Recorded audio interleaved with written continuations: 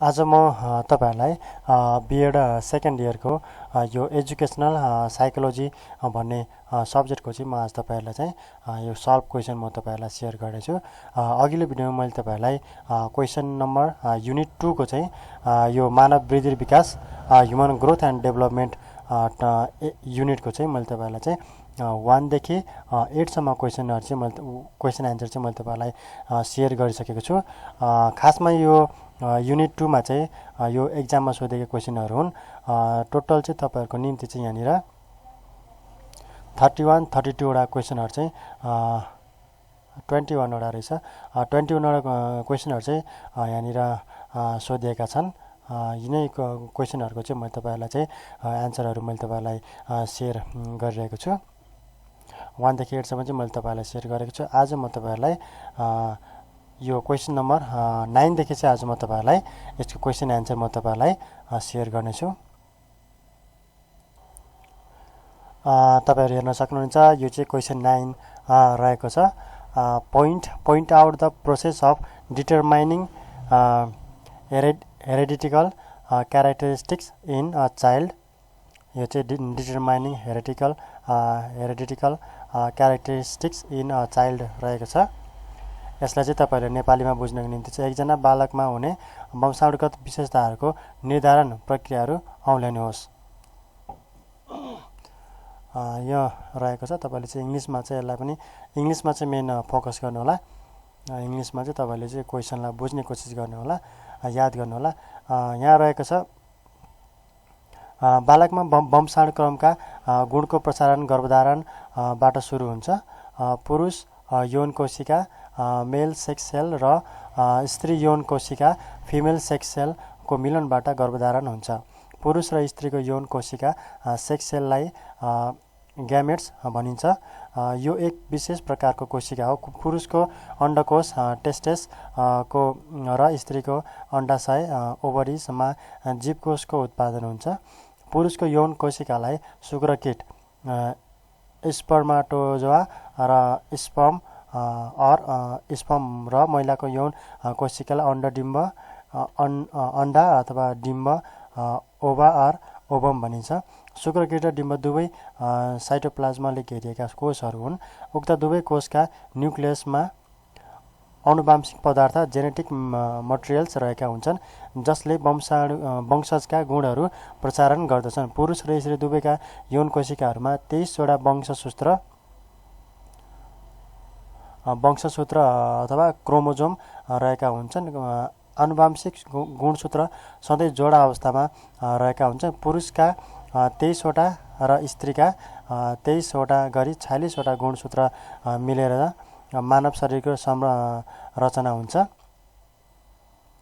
पुरुष र महिलाका यौन कोशिकामा म्याच्ड र अनम्याच्ड क्रोमोजोम्स हुन्छन्। म्याच्ड क्रोमोजोम्सले शारीरिक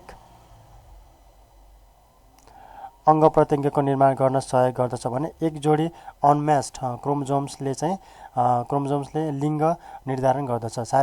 शरीरका कोशिकाहरूमा रहेका गुणसूत्रहरू जोडी अवस्थामा हुन्छन्। पुरुष र महिलाका यौन कोशिकामा भन्दा अन्य सामान्य शरीर कोषमा आधा मात्र वंशसूत्र हुन्छन्। नयाँ जीवकोषको निर्माण हुँदा यी गुणसूत्रका जोडा एक दोस्रोबाट अलग हुन्छन् र गुणसूत्र भिन्नै जीवकोषमा जान्छन्। डोमिनेन्ट र अप्रबल रिसेसिभ वंशजका विशेषताहरू निर्धारण गर्ने जिनलाई एलिली भनिन्छ। यस्ता जिनमा ठूलो सानो अग्लो होचो गोरो र कालो आदि गुणहरू प्रभाव पार्ने शक्ति हुन्छ। प्रत्यक्ष प्रभाव पार्ने जिनलाई प्रबल जिन र अप्रत्यक्ष प्रभाव पार्ने जिनलाई अप्रबल जिन भनिन्छ। जिनहरूका यी दुई गुणहरूमध्ये प्रबल गुणको प्रभाव बढी हुन्छ। एलिलीले समान र असमान दुवै किसिमका गुणको निर्धारण गर्दछन्। मानव जीवनको प्रारम्भ गर्भधारणदेखि हुन्छ। जीवनको विकासका लागि आवश्यक वंशजका गुणको निर्धारण पनि गर्भधारणदेखि नै हुने गर्दछ। गर्भधारणको समयदेखि नै बालकमा प्रबल वा अप्रबल जुन किसिमको प्रभाव परेको छ उसको विकास पनि त्यस्तै अनुरूप हुने गर्दछ। त्यसकारण एउटै आमा बाबुका छोराछोरीहरू पनि एउटै रूप, रङ्ग, बानी, व्यवहार, आचरण र स्वभावका नभई पृथक हुन्छन्। यदि आमा बाबु दुवैबाट प्रबल गुणहरू बालकमा प्राप्त भएको छ भने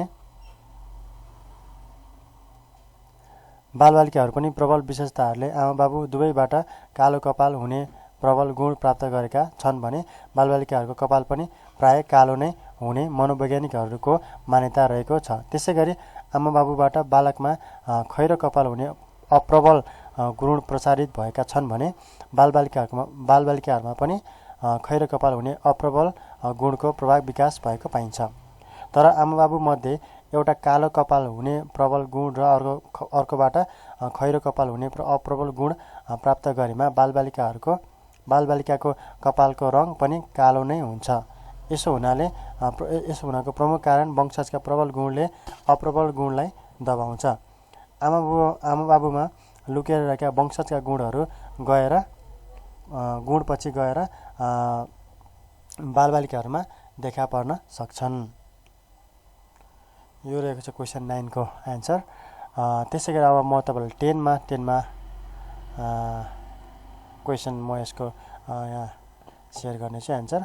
how does the study of human development contribute the effective teaching and learning? Explain.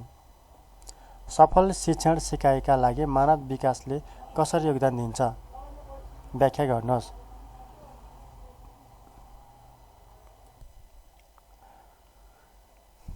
मानव विकाससँग समाज प्रत्यक्ष सम्पर्कमा रहेको हुन्छन् र मानव आफ्नो जीवनभरि नै राम्रो नराम्रो क्रियाकलापबाट समाजलाई प्रभाव पारिरहेको हुन्छ। यस्ता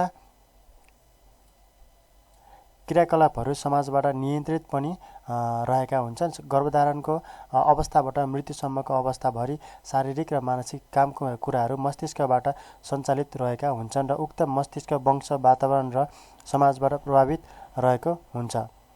शिक्षा मनोविज्ञानले बालकको व्यवहारहरूको अध्ययन गर्दछ र यो अध्ययनले समाज अनुकूल सभ्य नागरिक बनाउने आधार सिर्जना गर्दछ।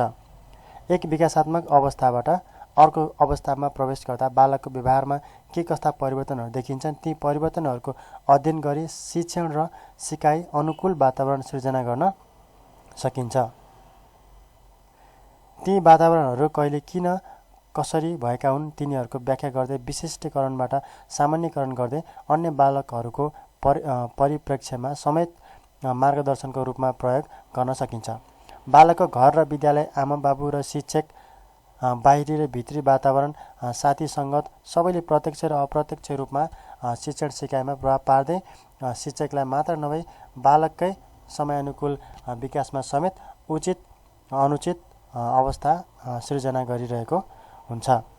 सुस्त मनस्थितिको बालकलाई चुस्त बनाउने, गलत सङ्गतमा रहेकालाई सुसङ्गत वातावरणमा ल्याउने, बालकको विकाससँग अनुकूल पाठ्यपुस्तक, शिक्षण सामग्री, शिक्षण विधि प्रयोग आदि क्रियाकलापहरू मानव विकासको अध्ययनबाट नै सम्भव हुन्छ।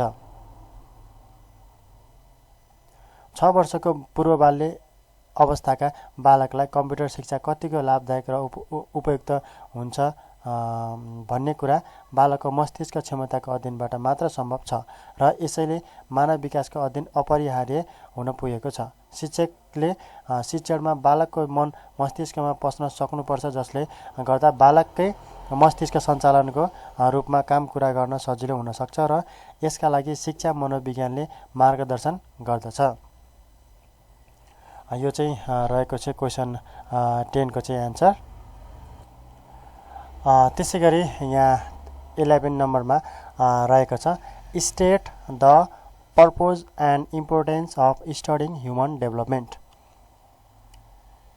Purpose and importance of studying human development, मानव विकास अध्ययनको उद्देश्य र महत्त्व लेख्नुहोस्। मानव वृद्धि र विकासको अध्ययन गर्नको औचित्य के छ भन्नुको तात्पर्यलाई मानव वृद्धि र विकासको अध्ययनको उद्देश्य जोडिएको छ। मानवको वृद्धि र विकासको सम्पूर्ण पक्षहरूको बारेमा आमा बाबु, अग्रज एवं शिक्षक लगायत सरकारवाला सबैले जानकारी राखेको हुनु पर्दछ। किनभने कुन उमेरका केटाकेटीहरूमा कस्तो व्यवहार देखिन्छ, सिकाइ कसरी हुँदो रहेछ, सिकाइलाई के के कुराले प्रभाव पार्दो रहेछ, कसरी बालक युवा तथा प्रौढहरूको स्याहार सुसार गरी भावी दिनमा कसरी स्वस्थ राख्न सकिन्छ जस्ता कुराको उत्तर मानव विकासको अध्ययनबाट मात्र पाउन सकिन्छ। त्यसैले निम्न अभिप्राय राखेर मानव विकासका सम्पूर्ण पक्षको अध्ययन गरिन्छ। कुन उमेरका बालकबाट के कुरा कति मात्रामा प्राप्त गर्ने अपेक्षा राख्ने भनी जान्न उपयुक्त समय र तरिका अनुसार शिक्षक र अभिभावकले मार्गदर्शन गर्न सक्ने बनाउन, भावी वृद्धि र विकासका लागि भविष्यवाणी गर्न, बालबालिकाको क्षमतालाई पूर्ण रूपमा बुझेर सोही अनुरूपको वातावरण र प्रोत्साहन समेत गर्न। मानव विकास अध्ययनको महत्त्व, importance of studying human development. मानव विकासका महत्त्वका बुँदाहरू निम्न छन्। यहाँनिर एकमा रहेको छ, कुन उमेरका केटाकेटीहरूबाट कस्तो व्यवहारको अपेक्षा राख्न उपयुक्त हुन्छ भन्ने कुरा सिक्न र सिकाउन, बालबालिकालाई समयोचित र राम्रो स्याहार सुसार गरेमा मात्रै उनीहरूको वृद्धि र विकास राम्रोसँग हुन जान्छ भन्ने कुरा थाहा पाउन, त्यसै गरी व्यक्तिमा आउने व्यक्तिगत भिन्नताको जानकारी गरी सो अनुकूल उपयोगी व्यवहार प्रदर्शन गराउने बनाउन, त्यसै गरी उपयुक्त सरसल्लाह र मार्गनिर्देशन गराउन, भावी वृद्धि र विकासका बारेमा जानकारी प्राप्त गर्न, बालबालिकाहरूलाई लगाइने कार्यको पूर्व तयारीका बारेमा जानकारी गराई सो अनुरूप व्यवहारमा समेत उतार्न, शारीरिक रोगका कारण मानसिक रोग उत्पन्न हुने हुनाले चिकित्सा क्षेत्रमा प्रयोग गर्न, व्यक्तिले गर्ने अपराधहरू बुझी तिनीहरूलाई रोकथाम गर्न, स्वस्थ शरीरमा स्वस्थ मस्तिष्क भएको व्यक्ति तयार पार्न सघाउ पुर्याउन, त्यसै गरी बालबालिकाहरूले कुन कुरा सिक्दा के कस्ता कठिनाइ भोग्नु पर्दो रहेछ पत्ता लगाई सुधारात्मक शिक्षण सञ्चालन गर्नको निम्ति चाहिँ यो 10वटा पोइन्टहरू रहेको छ। यो चाहिँ मानव विकासको महत्त्व रहेको छ। मानव विकास अध्ययनको महत्त्व चाहिँ यो रहेको छ भने माथिको चाहिँ यो चाहिँ उद्देश्य रहेको छ। मानव विकास अध्ययनको चाहिँ उद्देश्यहरू रहेको छ। हुन्छ, त्यसलाई तपाईँले यो पोइन्टहरूलाई तपाईँले याद गर्नु होला। अब म तपाईँलाई क्वेसन नम्बर 12 मा लानेछु। यहाँ क्वेसन नम्बर 12 मा यसरी सोधेको छ, why development is defined as a predictable pattern, clarify it in 4 points। Development is defined as a predictable pattern, विकासलाई किन भविष्यवाणी गर्न सकिने चरणको रूपमा परिभाषित गरिन्छ? 4 बुँदाहरूमा स्पष्ट पार्नुहोस् भनेर भनेको छ। यहाँ तपाईँहरू हेर्न सक्नुहुन्छ। मानिसमा वृद्धि र विकास नवजात अवस्थादेखि नै सुरु नै हुन्छ। शिशुले उसको टाउको पहिलोपल्ट उठाउँदा, लडीबडी गर्दा वा पहिलोपल्ट खुट्टा टेक्न खोज्दा विकास भइरहेको बालकको स्वाभाविक क्षमतालाई हेरेर हामी छक्क परिरहेका हुन्छौँ। प्राय विकास भविष्यवाणी गर्न सकिने चरणहरूमा भइरहेको हुन्छ। यद्यपि हरेक बालक भिन्न विशेष रूपमा विकसित भइरहेको हुन्छ। सबै बालबालिकाहरू उचित तहको उमेरमा तिनीहरूका वातावरणसँग अन्तर्क्रिया गर्लान् भनी आशा गरिएको हुन्छ। बालकले उसको उमेर अनुसार आश गरिए जस्तो निश्चित विकासात्मक महत्त्वपूर्ण घटनाहरू कार्यहरू गर्न सिपालु भएका छन् वा छैनन् भनी अवलोकन गरिन्छ। उदाहरणका लागि 7 महिनाको अन्त्यमा नवजात शिशुले अगाडिबाट पछाडि र पछाडिबाट अगाडि कोल्टे फेरेको छ कि छैन, खुसी वा दुःख अभिव्यक्त गर्न आवाजहरू प्रयोग गरेको छ वा छैन, आंशिक रूपमा लुकेको सामान पत्ता लगाउँछ कि लगाउँदैन र सामाजिक खेलबाट रमाइलो गर्छ कि गर्दैन जस्ता भविष्यवाणी गर्न सकिने कुराहरू अवलोकन गर्न सकिन्छ। यही बालकको विशेष विकासलाई बुझेर बालकको विशेष आवश्यकता पूर्ति गर्न सकिन्छ। शरीरको चाल, शारीरिक विकास र क्रियात्मक सिपहरू। जब बालक पहिलोपल्ट कोल्टे फेर्दछ, खुट्टाको भरमा उभिन्छ, हामी शारीरिक र क्रियात्मक विकास भएको देख्न सक्छौँ। बालकको यो परिपक्वताको कुराले बालकमा हुने अन्य शारीरिक र मानसिक वृद्धि र विकासको भविष्यवाणी गर्न सकिन्छ। जस्तै कुनै सामान लिन, अघि बढ्ने, बस्ने, घिस्रने, हिँड्ने, दौडने र उफ्रने कार्यहरूको सिप विकास हुँदै गएको बुझिन्छ। त्यसै गरी सोचाइ र सिकाइ, ज्ञानात्मक विकास सिपहरू। ज्ञानात्मक विकासमा बालकको मानसिक र बौद्धिक विकास समाविष्ट हुन्छ। विकासका अन्य क्षेत्रहरू जस्तै गरी ज्ञानात्मक विकास पनि विभिन्न चरणहरूमा हुन्छन्। इन्द्रियहरूको माध्यमबाट शिशुले आफ्नो वातावरणबारे सिक्दछ। त्यसको औपचारिक कार्यान्वयन पक्ष अमूर्त चिन्तनको क्षमता विकास किशोर अवस्था र प्रौढ अवस्थामा हुन्छ। केटाकेटीले परिपक्वता अनुभव र हेरविचार गर्ने मानिसहरूसँग हुने अन्तर्क्रियाको स्तर अनुसार विभिन्न चरणहरू भएर विकास गरेका हुन्छन्। त्यसैगरी सेफालोकोडल नियम सेफालोकोडल रुल रहेको छ यहाँ चाहिँ। यस नियमअनुसार बालकको विकास टाउकोबाट खुट्टातर्फ भएर जान्छ। पहिलो टाउकोको विकास हुन्छ, क्रमिक रूपमा घाँटी, शरीर, हात र खुट्टाको विकास हुन्छ। प्रोक्सिमोडिस्टल नियम प्रोक्सिमोडिस्टल रुल। यस नियमअनुसार बालकको विकास शरीरको केन्द्रीय अङ्ग सेन्ट्रल एक्सिस अफ द बडीबाट शरीरको अन्य टाढा भागतिर फैलिन्छ। बालकको पाखुराको विकास भएपछि हत्केला र औँलाहरूको विकास हुन्छ। यो रहेको छ क्वेसन 12 को चाहिँ एन्सर। अब म तपाईँलाई क्वेसन नम्बर 13 मा लानेछु। Sketch the inter relationship among growth, maturation and learning. Inter relationship among growth, maturation and learning. वृद्धि, परिपक्वता र सिकाइ बीचको अन्तर सम्बन्ध उल्लेख गर्नुहोस्। गर्भधारणबाट प्रारम्भ भएको मानव जीवनको सुरुवात जन्म पश्चातका विभिन्न विकासात्मक अवस्थाहरूमा विभिन्न परिवर्तनहरू भइरहेका हुन्छन् र सामान्य अर्थमा यस्ता परिवर्तनहरूलाई हामी कहिले वृद्धि भन्दछौँ, कहिले परिपक्वता आएको भन्दछौँ, त कहिले सिकेर परिवर्तन आएको हो भन्ने गर्दछौँ। त्यसैले यी तीनै शब्दहरूको प्रयोग र सम्बोधनमा हामी अल्मलिएको पाउँदछौँ। त्यसैले माथि अघिल्लो पाठमा उल्लेख गरिएको वृद्धि र विकास बीचको समानता र असमानता जस्तै यहाँ पनि वृद्धि, परिपक्वता र सिकाइ बीच के कस्तो अन्तर सम्बन्ध रहेको छ भन्ने कुरा प्रस्ट्याउने प्रयास गरिएको छ।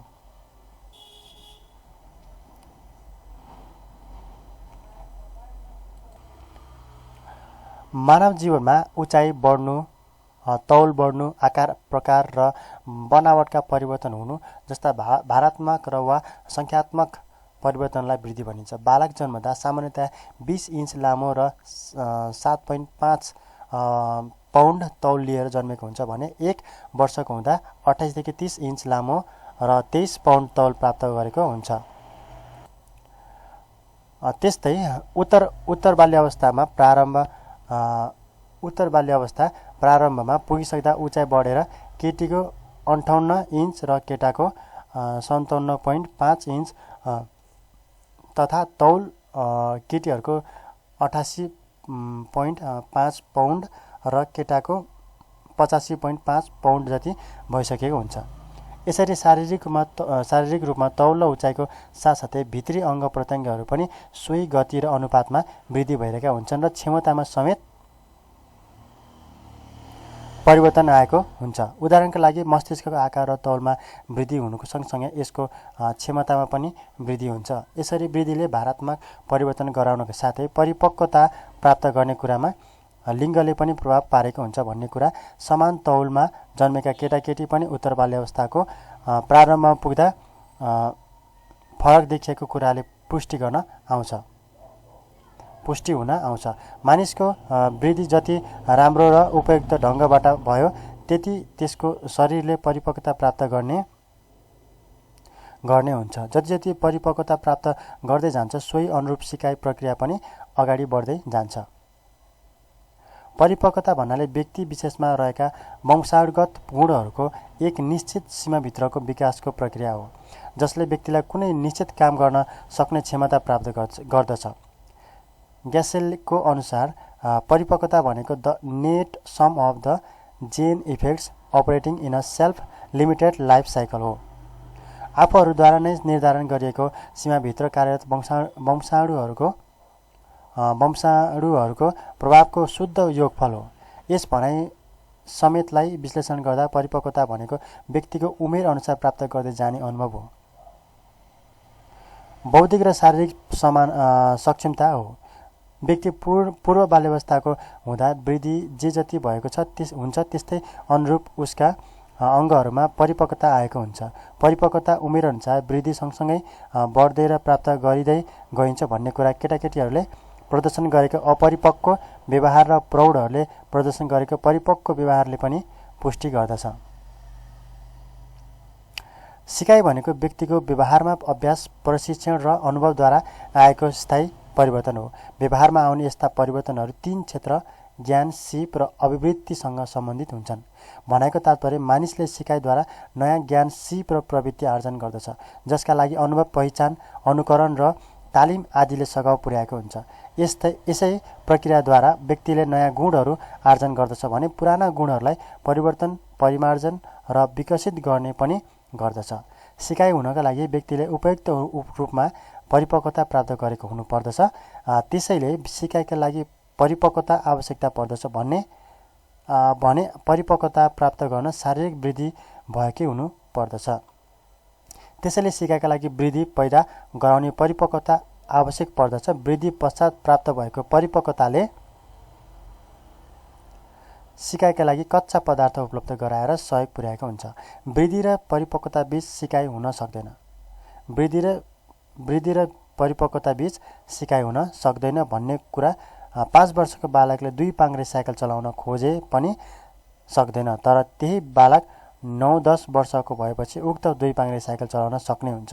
यो वृद्धि परिपक्वताको कारणबाट सफल भएको हो भन्न सकिन्छ। त्यस्तै 9-10 वर्षको व्यक्तिले परिपक्वता प्राप्त गरे पनि नसिकेसम्म साइकल चलाउन सक्दैन।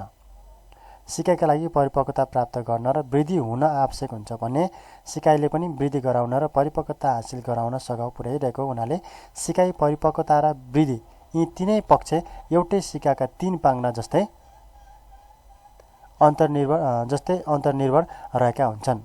परिपक्वता र वृद्धि बिना सिकाइको परिकल्पना पनि गर्न सकिँदैन भन्ने सिकाइकै कारण व्यक्तिले कस्तो खाना खानुपर्छ, शरीरलाई कसरी स्वस्थ राख्नुपर्छ भन्ने कुरा ज्ञान हासिल गरेको हुन्छ, जसको अवलम्बन गरेर वृद्धिलाई समुचित गतिमा लैजाने कार्य गरेको हुन्छ। र जब वृद्धि समुचित गतिमा हुँदै जान्छ सोही अनुपातमा परिपक्वता पनि प्राप्त गर्दै गएको हुन्छ। यसरी हेर्दा वृद्धि परिपक्वताको पूर्वाधार हो भने सिकाइको पूर्वाधार परिपक्व भएको पुष्टि हुन आउँदछ। त्यसैले यी तीनै पक्षहरू बीच अन्योन्याश्रित सम्बन्ध रहेको हुन्छ भन्न सकिन्छ। यो रहेको थियो तपाईँहरूको निम्ति क्वेसन नम्बर 13 को चाहिँ एन्सर। अब म तपाईँहरूलाई क्वेसन नम्बर 14 मा पनि म तपाईँहरूलाई लानेछु। Explain the interaction between maturation and learning. परिपक्वता र सिकाइ बीचको अन्तर्क्रियाबारे व्याख्या गर्नुहोस्।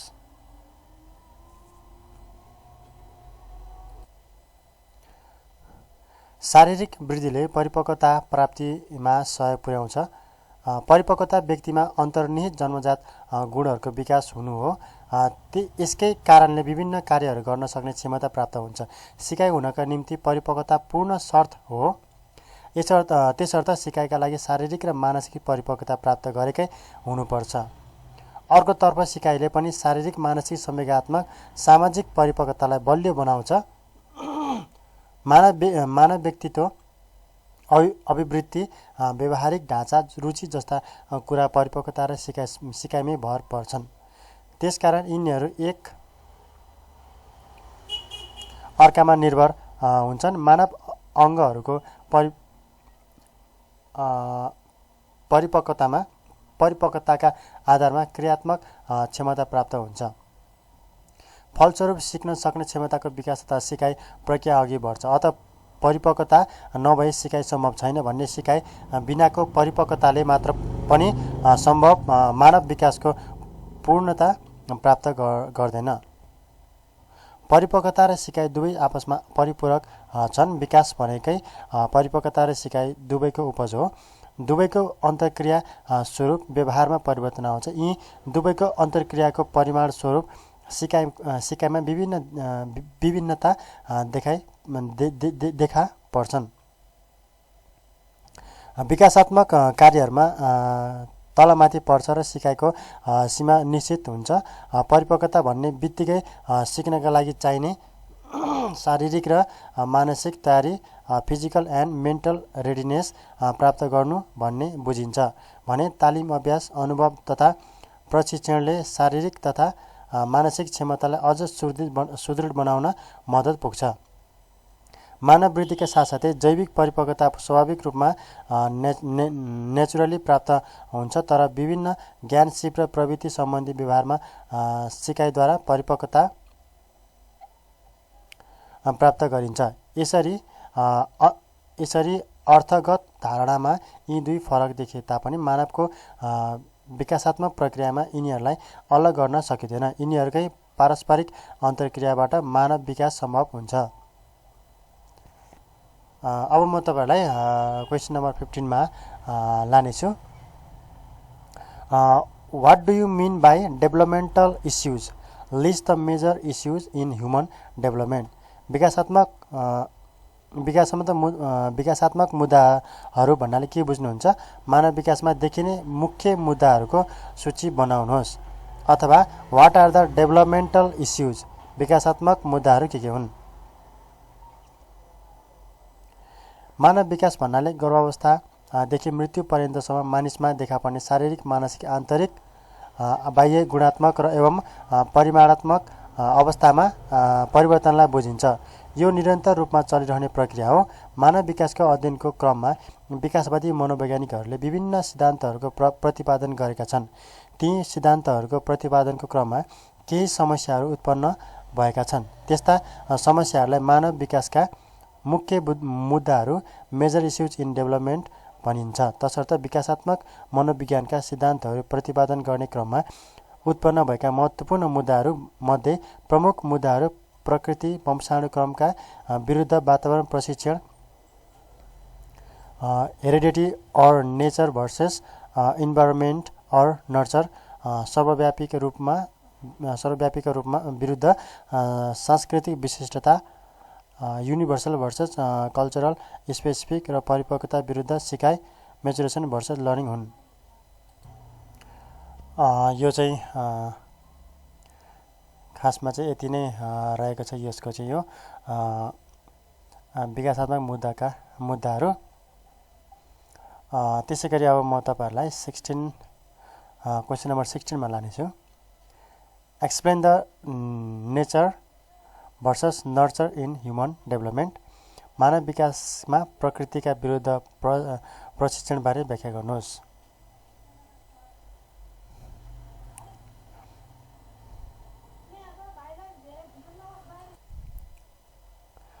मानव विकासको क्रममा नेचर, हेरिडिटी वा वातावरण वा प्रशिक्षणको बढी भूमिका रहन्छ भन्ने विषयमा तछाड मछाड भएकोले यस्तो दार्शनिक विवादलाई समस्या वा मुद्दाको रूपमा लिएको छ।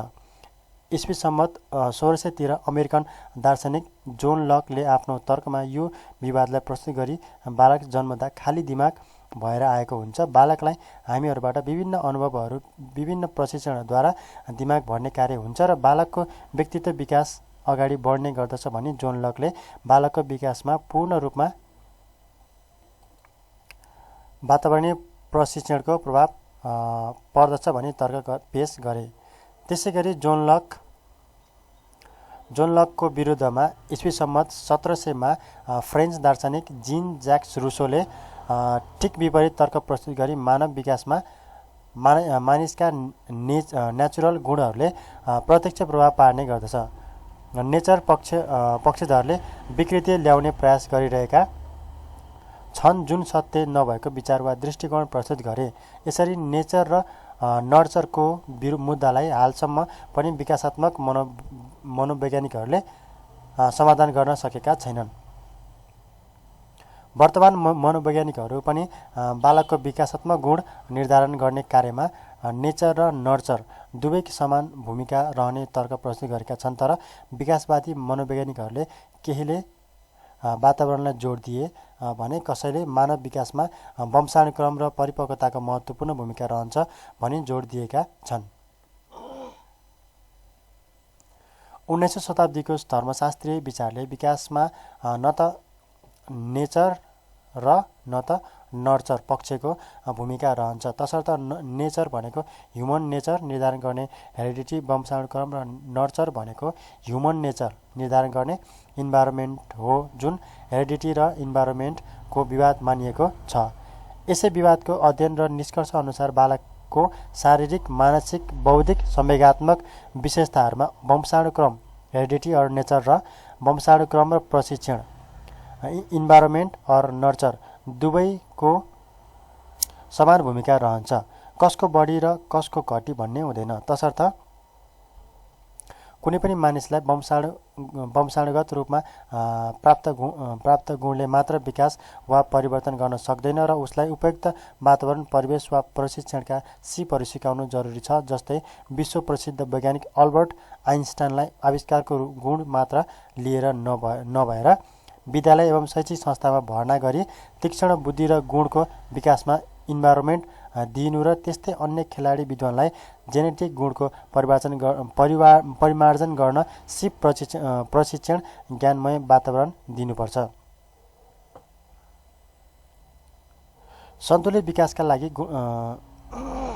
वंशानुगत गुण वा वातावरण बीच सकारात्मक अन्तर्क्रियाको आवश्यकता पर्दछ।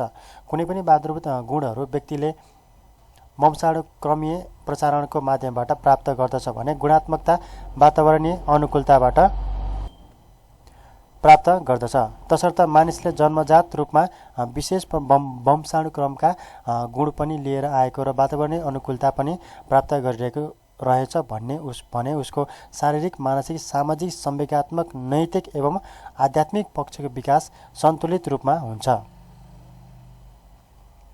तसर्थ मनोवैज्ञानिकहरूको नेचर र नर्चरको विषय र विकासमा यसको भूमिका सम्बन्ध जे जस्तो मत दिए तापनि विकासमा परिवर्तनमा दुवैको समान महत्त्व भूमिका आवश्यकता रहने गर्दछ। नेचरले वंशानुगत गुण कच्चा पदार्थको रूपमा प्राप्त गर्ने र नर्चर र इन्भाइरोमेन्टले त्यसमा गुणात्मकता थप्ने गर्दछ। यो रहेको थियो क्वेसन नम्बर 16 को एन्सर। त्यसै गरी अब म तपाईहरुलाई क्वेसन नम्बर 17 मा पनि म तपाईहरुलाई लगिहाल्छु। Define the stability and change, illustrate the relationship between stability and change in reference according to human development issues. स्थिरता र परिवर्तनको परिभाषा दिनुहोस्। मानव विकासका मुद्दाहरूको सन्दर्भमा स्थिरता र परिवर्तन बीचको अन्तर्सम्बन्ध उल्लेख गर्नुहोस्।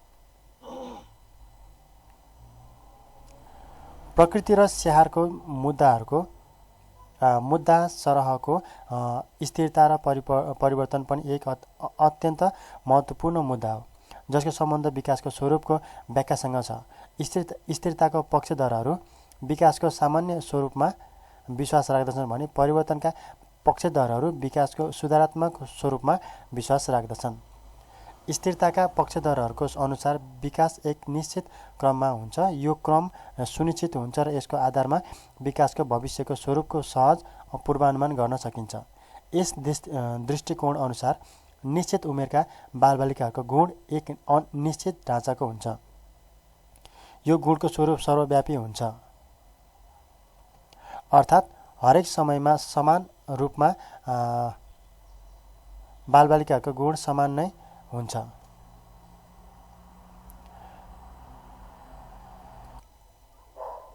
यस दृष्टिकोणका पक्षधर स्टेनली हल, श्रुफेन, एग्ल्यान्ड, क्यापी एन्ड सिल्भा आदि हुन्, जसले मानव विकासलाई विभिन्न अवस्थामा विभाजन गरी त्यस अवस्थाका गुणहरू व्याख्या गरेका छन्। उमेरको सम्बन्धबारे विचार प्रस्तुत गरेका छन्। यी सम्पूर्ण दृष्टिकोण अनुसार विकासमा स्थिरता हुन्छ र एक निश्चित उमेरका व्यक्तिमा निश्चित गुण देखा पर्छ। यस विचारका आलोचकहरूले स्थिरताको सट्टा परिवर्तनको पक्षमा आफ्ना विचार प्रकट गर्दछन्। यिनीहरूका अनुसार वातावरण परिवर्तनको साथै विकासको स्वरूपमा भिन्नता आउँछ। चार्ल्स डार्विन, लमार्क आदिले विकासवादको सिद्धान्त दिँदै प्राणीले आफूलाई वातावरणसँग अनुकूल बनाउन आफ्ना समयानुसार परिवर्तन ल्याउँछ। विकास स्थिर नरहे परिवर्तनशील हुन्छ र नरहेर परिवर्तनशील हुन्छ र यसमा वातावरण परिवर्तनको असर पर्दछ। यसरी नै ग्रियोर मेन्डेलले वंशानुक्रमको सिद्धान्त दिँदै गुण निर्धारण गर्नमा प्रत्यक्ष गुणको भूमिकालाई बढी महत्त्व दिएका छन्। यस नियमको आधारमा प्राणीमा जहिले पनि प्रत्यक्ष गुण देखा पर्दछन्, तसर्थ सन्तान जहिले पनि आफ्ना आमाबाबुभन्दा उत्तम गुण भएका हुन्छन्।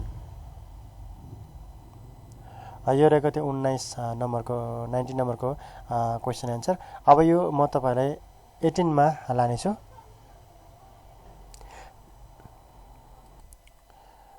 क्वेसन नम्बर 18 मा list the methods of studying human development, describe the importance of observation in collecting data.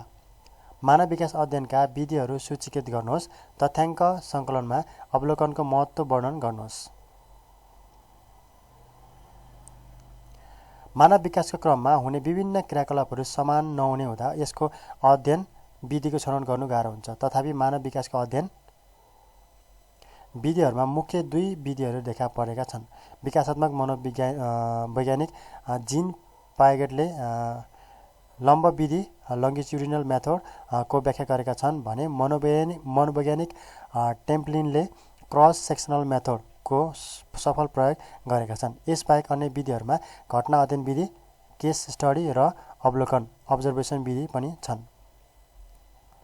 तथ्याङ्क सङ्कलनकारीमा अवलोकन विधिको महत्त्व, describe the importance of observation in collecting data. पुराना विधिहरूमध्ये महत्त्वपूर्ण एक विधि अवलोकन विधि हो। उचित वातावरणमा मानिसहरूको खुल्ला व्यवहारहरूको अध्ययन गर्ने कार्य अवलोकन विधिबाट गरिन्छ। यस विधिको महत्त्व यस प्रकार रहेका छन्। बालकको वास्तविक व्यवहारको रेकर्ड रहेकोले यो धेरै भरपर्दो र विश्लेषणात्मक हुन्छ। स्वाभाविक अवस्थामा एक व्यक्तिको बारेमा अध्ययन गर्ने भएकोले प्रशिक्षण अवस्थामा गर्ने सीमित अध्ययनभन्दा बढी फाइदाजनक हुन्छ। सबै उमेरका केटाकेटीमा यो विधि प्रयोग हुन्छ। खासगरी साना केटाकेटीका सन्दर्भमा बढी उपलब्धिमूलक हुन्छ। लजालु केटाकेटीका व्यवहार अध्ययन गर्न यो विधि धेरै महत्त्वपूर्ण हुन्छ। त्यसैगरी थोरै प्रशिक्षणबाट पनि अवलोकन कार्य गर्न सकिन्छ र सबैजसो शिक्षकहरूले यो कार्य गर्न सक्छन्। कुनै विशेष साधनको आवश्यकता पनि पर्दैन। अवलोकन विधिको प्रयोग सबैजसो अवस्थामा गर्न सकिन्छ, जस्तै शारीरिक क्रियाकलाप, काम गर्ने ठाउँ, कक्षा कोठा आदि। त्यसैगरी व्यक्ति र समूहमा समेत यसको प्रयोग गर्न सकिन्छ। यो चाहिँ रहेको थियो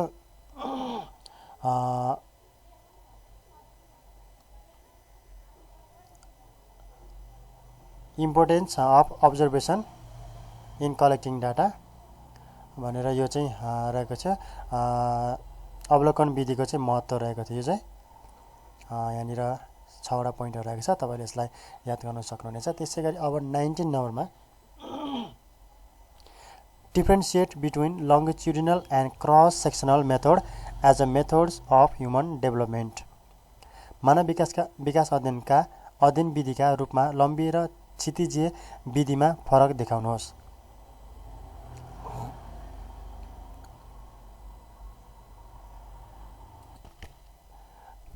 मानव विकासका अध्ययन विधिहरूको रूपमा रहेका लम्बी विधि र क्षितिजीय विधिहरू बीचको तुलनालाई निम्नानुसार प्रस्तुत गर्न सकिन्छ। यहाँ तपाईँहरू हेर्न सक्नुहुनेछ लम्बी विधि अर्को क्षितिजीय विधि। लम्बी विधिको म यहाँनिर पढ्नेछु। एउटै समूहको लगातार रूपमा वर्षौँसम्म पटक पटक अध्ययन गरिन्छ। तुलनात्मक रूपमा बढी खर्चिलो र सामान्यकरणमा पुग्न धेरै वर्ष लाग्न सक्ने हुन्छ। तथ्यहरू सूचनाहरू सङ्कलन गर्न धेरै वर्ष कुर्नुपर्ने कारणले परिणाम निकाल्न पनि धेरै वर्ष लाग्ने हुन्छ। निश्चित अवधिमा बालकको वृद्धि र विकासको बारेमा जानकारी प्राप्त गराउँछ। त्यसैगरी अध्ययनका क्रममा लिएका बालबालिकाहरू लामो समयसम्म पाउन कठिन हुने हुँदा नमुना छनौटमा अप्ठ्यारो पर्छ। तुलनात्मक रूपमा धेरै विज्ञ र अनुसन्धानकर्ताको आवश्यकता पर्छ। त्यसैगरी अर्को रहेको छ क्षितिजीय विधि। यसमा चाहिँ विभिन्न अवस्था वा उमेर स्तरका धेरै समूहहरूलाई एकैपटक मात्र अध्ययन गरिन्छ। त्यसै गरी समय र रकम दुवै कम लाग्ने हुन्छ। तथ्यहरू सूचनाहरू थोरै र चाँडै नै समयमा प्राप्त हुने र परिणाम पनि निकै चाँडै निकाल्न सकिने हुन्छ। एउटै उमेर र समूहका बालकको अध्ययनबाट विशिष्ट अवस्थाको पहिचान गर्न सकिन्छ। त्यसै गरी एकै समयमा एकपटक अध्ययन गर्ने हुनाले नमुना छनौट गर्न कठिनाइ नपर्ने हुन्छ। कम अनुसन्धानकर्ताहरूबाट पनि अध्ययन गर्न सकिन्छ। यो रहेको थियो लम्बिए विधि र क्षितिजे विधि।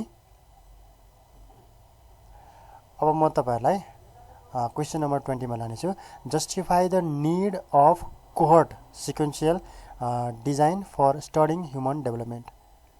The need of cohort sequential design for studying human development. मानव विकास अध्ययन विधिका रूपमा लम्बिए र क्षितिजे विधिको आवश्यकतालाई प्रश्न पार्नुहोस्।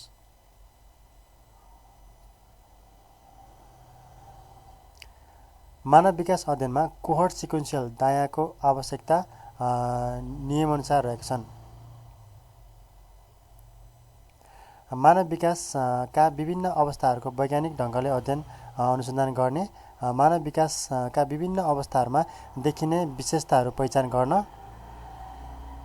अनुसन्धान गर्न यो चाहिँ गर्न रहेको छ। त्यसै गरी यस अध्ययनले मानव विकासका विभिन्न अवस्थाहरूमा देखिने वा आइपर्ने विभिन्न समस्याहरू तथा जटिलताहरूको पूर्वानुमान गर्न मद्दत गर्दछ। त्यसै गरी मानव विकासका क्रममा आइपर्ने जटिलताहरूलाई व्यवस्थापन गर्ने उपयुक्त विकास छनौट गर्न मद्दत गर्दछ। मानव विकासका क्रममा देखा पर्ने दुःखद अवस्थालाई सामान्य बनाउन सहयोग गर्दछ। यसले मानव विकासका विभिन्न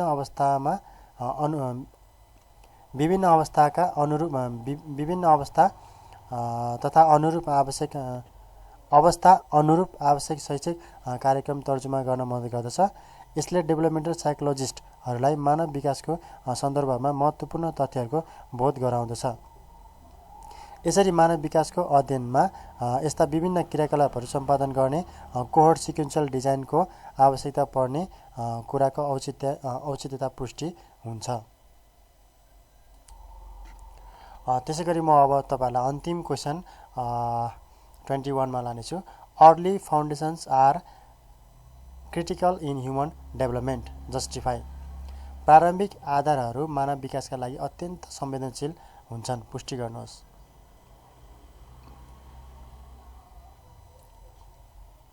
मानव विकासका विभिन्न विशेषताहरू रहेका छन्।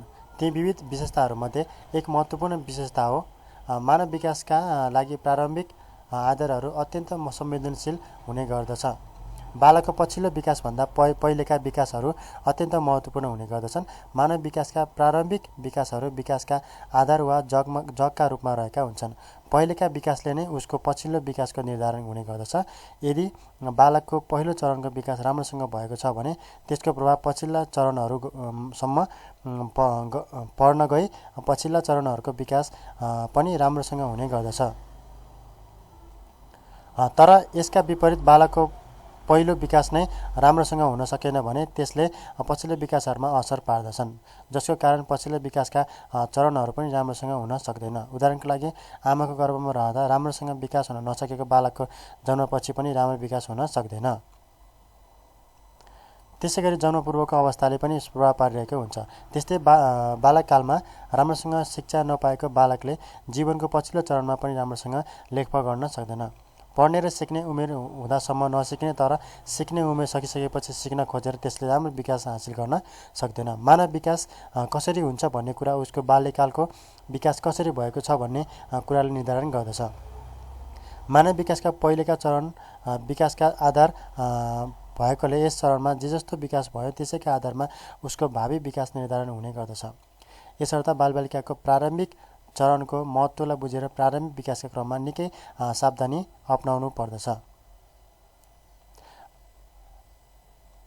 ख्यालपूर्वक प्रारम्भिक विकास राम्रोसँग गराउन सकेमा त्यसले पछिल्ला विकासमा सकारात्मक प्रभाव पारी भावी जीवन निकै राम्रोसँग विकसित हुने गर्दछ। यस आधारमा बालकको प्रारम्भिक